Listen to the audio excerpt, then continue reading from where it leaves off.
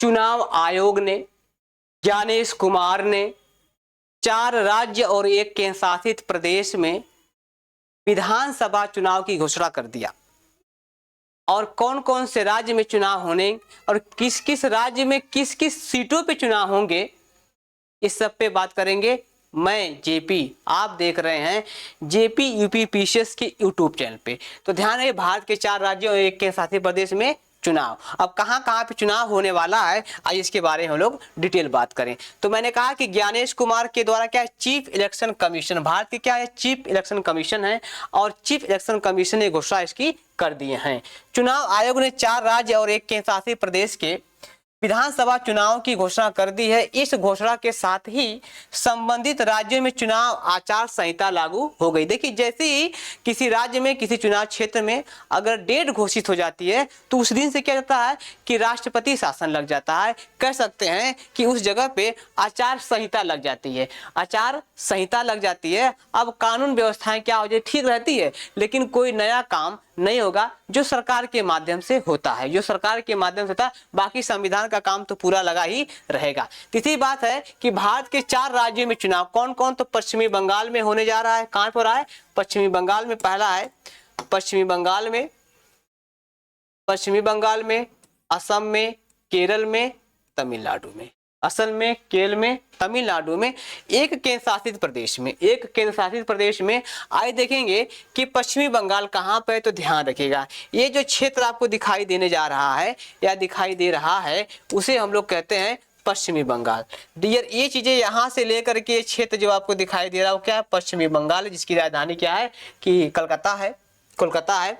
और दूसरा क्षेत्र आप देखेंगे तो ये क्षेत्र आपको दिखाई दे रहा है वो असम का क्षेत्र है। क्या नाम है, ये असम का क्षेत्र है। और ये रहा आपका है ना, ये असम का क्षेत्र है, जहां पे असम की जो सीट है ना, और ये रहा आपका असम में 126 सीटें हैं। क्या है, असम में 126 सीटें, पश्चिमी बंगाल में 194 या 294 सीटें हैं। और ये रहा जो हिस्सा आपको दिखाई दे रहा है यहाँ से यहाँ तक, ये हिस्सा आपको दिखाई देंगे तो केरल का हिस्सा है। और ये आप देखेंगे कि ये तमिलनाडु का हिस्सा है। लेकिन आप कहेंगे कि पुदुचेरी कहाँ पे है, तो ध्यान रखिएगा, देखिए पुदुचेरी एक यहाँ पर भी होता है, एक पुदुचेरी यहाँ पर भी है, और एक पुदुचेरी यहाँ पर भी है। यानी कि पुदुचेरी जो नामक जो केंद्र शासित प्रदेश है वो 3 जगह पे है। कहेंगे कहाँ पे, एक आंध्र प्रदेश में भी होता है, एक आपका तमिलनाडु में भी, और एक केरल में भी है, एक केरल में भी है पुदुचेरी। तो इनको सामूहिक तरीके से मिला करके पुदुचेरी कहा जाता है। और कुल मिला करके आपको समझ में आया कि 4 राज्य और 1 केंद्र शासित प्रदेश में क्या है कि चुनाव आयोग ने चुनाव कराने का निर्णय ले लिया है, चुनाव होगा। अब प्रश्न ये आप बताएं कि भारत के 4 राज्यों में चुनाव, पश्चिमी बंगाल में 23 अप्रैल 2026 से 29 अप्रैल 2026 तक चलेगा, और इसका जो परिणाम आने वाला है वो 4 मई को आने वाला है। कब मई को आएगा, 4 मई को आने वाला है। ये सीटें क्या है, 294 सीटों पे क्या इसके चुनाव होंगे, 294 सीटों पे क्या होंगे, चुनाव होंगे। असम में 9 तारीख को शुरू होगा और 23 तक चलेगा, और वह 336 सीटों पे होने वाला है। अगली बात है कि केरल जैसे राज्य में 9 से शुरू होकर के 29 में खत्म होगा। और क्या कह रहा है कि 140 सीटों पे इस चुनाव होगा विधानसभा की, और तमिलनाडु में 234 सीटों पे क्या होगा, चुनाव होने जा रहा है। और एक केंद्र शासित जो प्रदेश है, एक केंद्र शासित जो प्रदेश है वो 9 अप्रैल से होगा और 23 अप्रैल है ना, 4 तारीख को काउंटिंग होगी। 136 सीटों पे, कितनी सीटों पे, 136 सीटों पे क्या चुनाव होने जा रहा है केंद्र शासित प्रदेश में, केंद्र शासित। अब प्रश्न बनता है कि केंद्र शासित प्रदेश में 9 अप्रैल को जोर होगा, लेकिन केंद्र शासित प्रदेश है कहाँ पे, देखेंगे एक बात। तो आपसे कहा कि ये आपको जो दिखाई दे रहा है, एक आपको यहाँ दिखाई देगा, ये आपकी भी पुदुचेरी है, इसे हम काराकाल कहते हैं। क्या कहते हैं इसे हम लोग, काराकाल कहते हैं। ये रहा आपका काराकाल। और आप देखेंगे कि यहाँ पर भी एक है, यहाँ पर भी आपको दिखाएगा, ये भी पुदुचेरी रहा है, लेकिन ये क्या है कि ये एनम का हिस्सा है, इसे एनम कहा जाता है।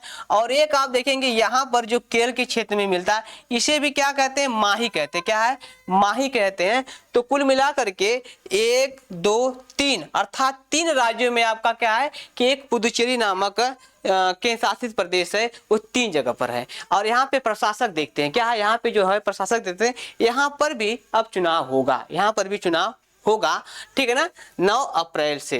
ठीक, अब बात आती है कि भारत के संविधान में चुनाव आयोग एवं चुनाव चुनाव आयोग, भारतीय संविधान में चुनाव आयोग को किस अनुच्छेद में रखा गया है, किस संविधान के भाग में है? तो आप देख पा रहे होंगे संविधान के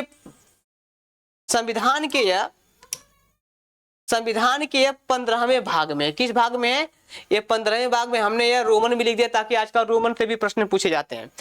अब बात करेंगे कि यह जो भारतीय संविधान है किस भाग में है, तो ये आप कहेंगे कि 15वें भाग में। किस अनुच्छेद में पूरे चुनाव की बात कर रहा है? तो 324 से लेकर के 329 तक, राइट।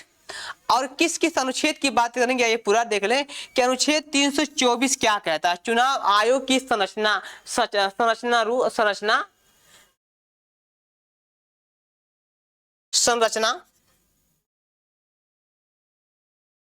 क्या है कि संरचना, जिसमें से बात करता है कि मुख्य चुनाव आयुक्त और राष्ट्रपति द्वारा नियुक्त अन्य चुनाव आयुक्त शामिल होते हैं। अनुच्छेद 25 क्या कहता है कि भेदभाव न करना, अर्थात धर्म, जाति, नस्ल या लिंग के आधार पर विशेष मतदाता सूचियों पर रोक लगा सकता है। मतलब अगर कोई ऐसा भेदभाव करता है तो उस पर दिक्कत आ जाएगी। कुल मिलाकर के किसी भी रूप में उसको भेदभाव नहीं किया जाएगा, क्योंकि भारत में एक समानता की बात चलती है।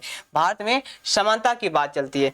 अनुच्छेद 26 क्या कहता है कि कोई भी भारतीय नागरिक जिनकी आयु 18 वर्ष से कम नहीं है, जिससे 31वें संविधान संशोधन 1988 द्वारा 21 से घटा करके 18 वर्ष कर दिया गया है, मतदान के लिए पंजीकरण करा सकता है। जिसकी उम्र 18 वर्ष हो चुकी है वो क्या करेगा? मतदान देगा, उसको रोका नहीं जाएगा। पहले जो व्यवस्था थी वो 21 वर्ष थी, लेकिन 1988 में क्या कर दिया गया? 1988 में क्या कर दिया गया?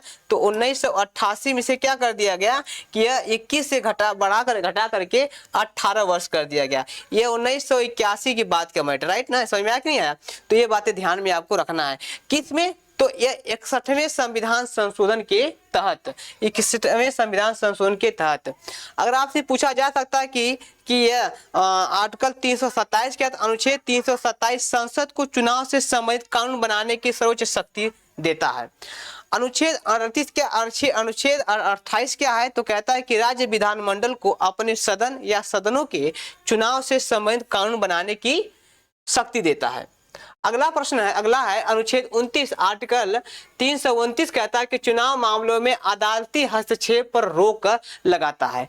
कुल मिलाकर के ठीक है। और आज का सेशन इतना ही समाप्त, फिर मिलेंगे कल। Okay, bye bye, thank you.